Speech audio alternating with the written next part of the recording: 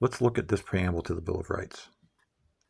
The conventions of a number of the states having, at the time of their adopting the Constitution, expressed a desire in order to prevent misconstruction or abuse of its powers, that further declaratory and restrictive clauses should be added, and as extending the ground of public confidence in the government will best ensure the beneficent ends of its institution.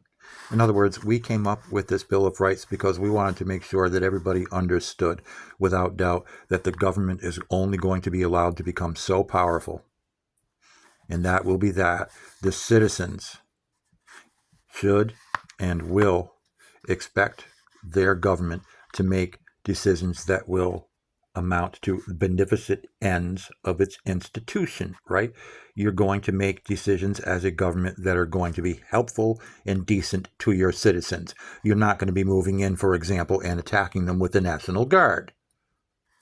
Because, you see, over here we have this thing called the First Amendment, where it very specifically says, Congress shall make no law respecting an establishment of religion, or prohibiting the free exercise thereof, or abridging the freedom of speech, or of the press, or the right of the people peaceably to assemble and to petition the government for a redress of grievances.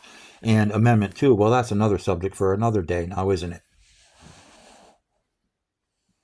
You see how these are related right here? To prevent misconstruction or abuse of its powers.